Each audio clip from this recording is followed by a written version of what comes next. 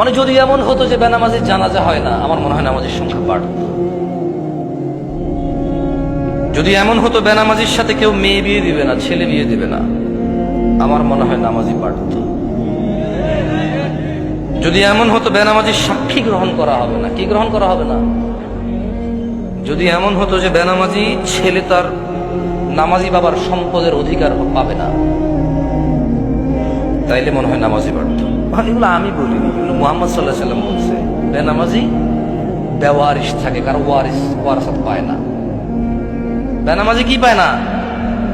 নামাজির ওয়ারাসাত পায় না, পৈতৃক সম্পত্তি পায় না। যে ছেলে নামাজ পড়ে না তার বাপের সে পৈতৃক সম্পত্তি পায় না, ইসলামে সে পায় না।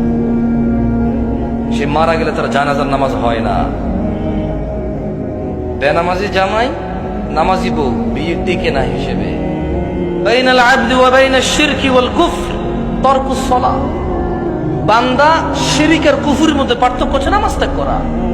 তো বেনামাজি নামাজি যদি বউ জামাই হয়, টিকবে না তো, থাকবে না এই সংসার। খুব সিম্পল লজিক।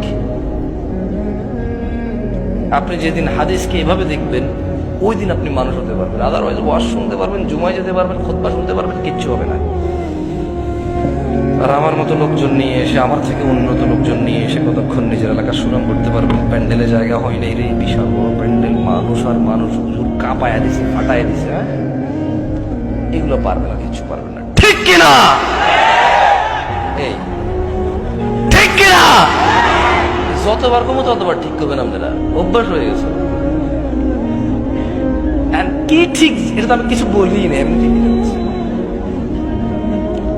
মানে আপনি মনে করতেছেন যে আমি আপনার ঠিক বা ঠিকের উপরে ডিপেন্ড করে এখানে কথা বলবো? জীবনও না। তাহলে আমাকে আওয়ামী লীগ করতে হবে অথবা বিএনপি করতে হবে, নেতা যা কিছু তা, বুঝলেন না? যদি আমি ইসলাম করি তাহলে তো নেতা যা বলে গেছে তা ঠিক না। তাহলে মুহাম্মদ সাল্লাল্লাহু